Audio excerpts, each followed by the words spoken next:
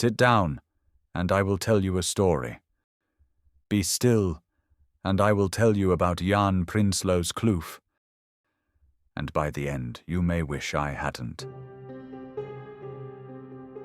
In the far folds of the Eastern Cape, beyond the Gamtoos River, there is a place where even the sunlight feels reluctant to touch the earth. A place older than memory, cursed beyond reason. The settlers called it Jan Prinsloo's Kloof, but the locals, the Sangoma and the elders, whispered another name for it: Murderer's Valley.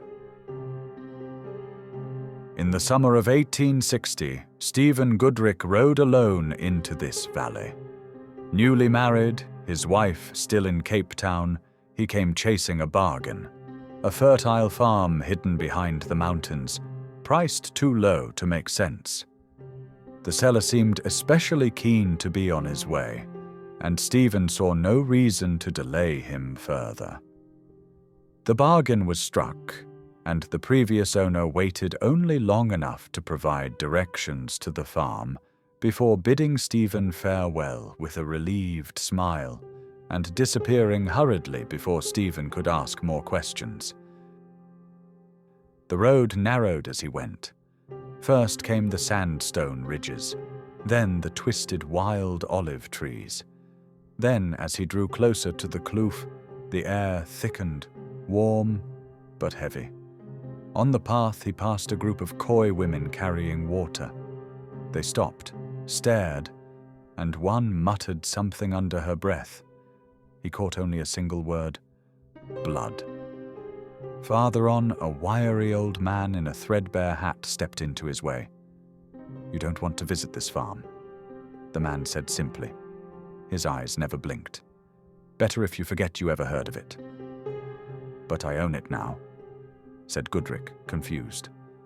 "You won't own it long," said the man sadly. Then he stepped aside and was gone. By dusk, the land opened into a narrow basin. A farmhouse waited, neglected but strong. Only one man came to meet him. Cupido, a coy labourer with silver threading his hair and eyes that seemed to have seen too much. The first night, Goodrick lay in bed listening to the restless shuffle of horses in the stable. The night seemed to be holding its breath, yet frustratingly, the sense of dread hung in the air without resolution.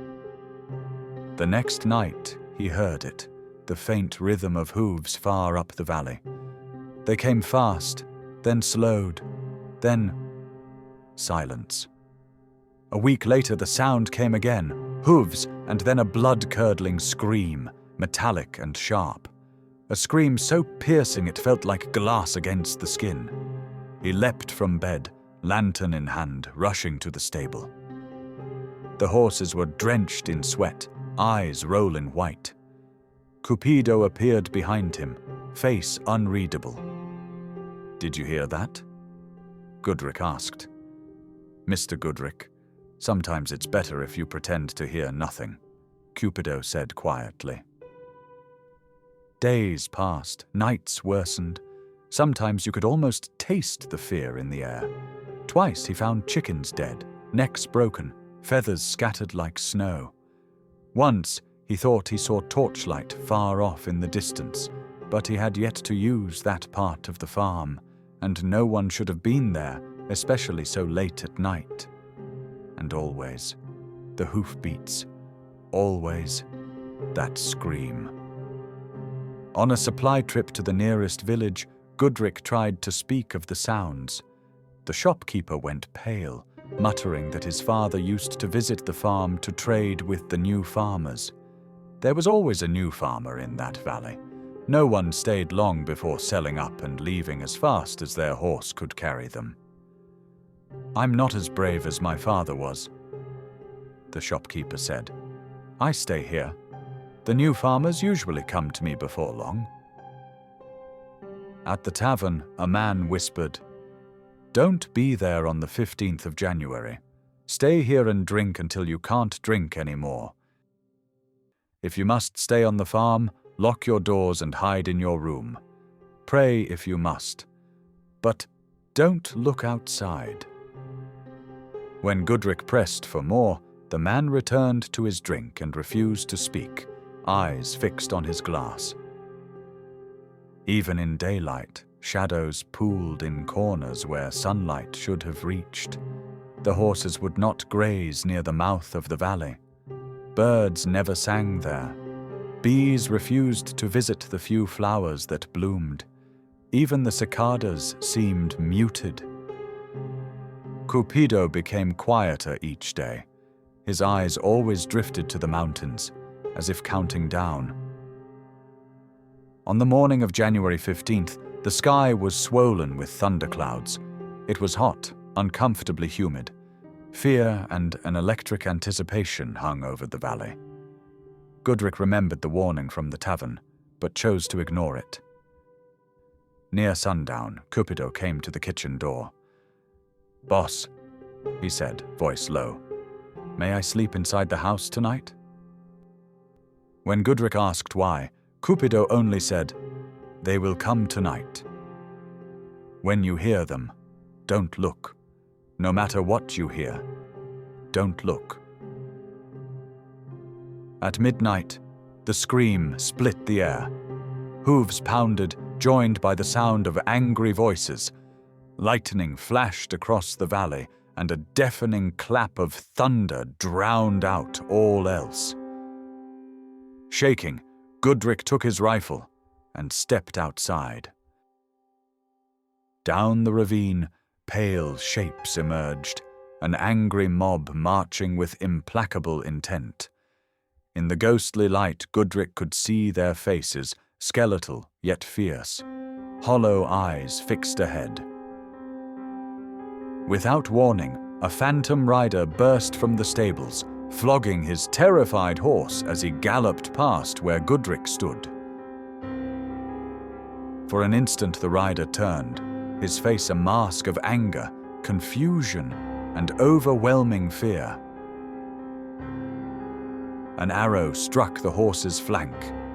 The magnificent animal fell, screaming. The rider was thrown, but sprang up and tried to run. The mob was waiting. They descended on him like hunting dogs, triumphantly tearing into the flesh of their doomed prey. What followed was not human. Steel flashed, bones cracked, limbs rose and fell with mechanical cruelty. The leader tore open the man's chest, ripped out the heart, and held it aloft. Blood dripped into the dust, black as tar. Then the mob turned as one, and looked at Gudrick, and in their faces, gleeful, exalted, and forever damned. He woke on the floor, dawn spilling in, Cupido beside him. "I told you, Mr. Gudrick, don't go outside. I told you." "Cupido, tell me what happened here. What is it that I saw last night? I wish I could forget, but I must know." Reluctantly, Cupido began to tell the story of Jan Prinsloo's Kloof. His face contorted, as though each word caused him pain. Jan Prinsloo had established the farm in the closing years of the 1700s. He was a terrible man, famous for his cruelty. He lacked compassion for anything or anyone except his beloved horses, which he prized above all else. He was an astonishingly skilled breeder, famous all the way to far-off Port Elizabeth for his herd. The rich and powerful flocked to the farm, and Jan became wealthy beyond belief. Caring for such a herd required many laborers, but he was especially cruel to those who worked for him. The coy people in the district lived in terror of him. Jobs were scarce, and the settlers had confiscated all the land their ancestors once called home. They had no choice but to work for him. Jan would mete out the harshest punishments for the smallest infraction. Many said he didn't even need a reason. He just needed a target. On the 13th of January, 1798, 3 women and their children left the farm late at night to visit their dying grandmother in the village. They had hoped to return before dawn, unseen. Normally, John played cards late into Saturday night and slept until noon on Sunday, giving them time to slip back unnoticed. But that weekend, Jan had quarreled with his card-playing friends and returned home early and sober. Deprived of his usual excuse to sleep late, he rose early and went riding. It wasn't long before he came upon the women trying to sneak back. Rage consumed him. He tied the terrified women to a tree and lashed out at their children with a cattle whip. The father of one child ran to intervene and, in a rare show of defiance, caught Jan's arm mid-swing. The women and children were forced to watch as Jan beat the man to death. Then, as though nothing had happened, he continued his ride. Jan didn't notice that no one came to feed or groom the horses that Sunday. Meals still appeared.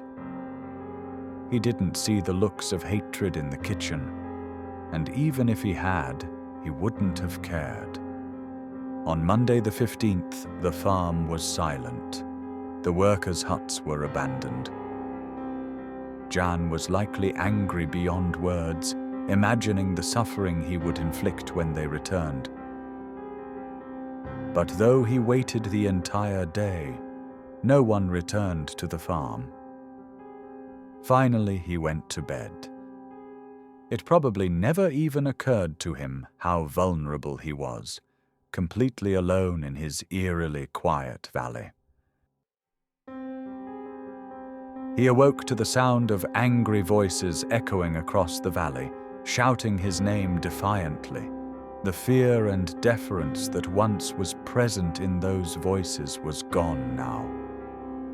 The realization of what was happening hit him, and now it was his turn to feel fear. He ran to grab his rifle but found it unloaded. His only chance was to reach the stable and flee on horseback. Hands made numb with terror fumbled with the saddle girth and reins, tasks he had done so many times before seeming unfamiliar as dread consumed him. Then, sick with fear, he threw himself into the saddle and spurred his beloved steed on for their final ride together.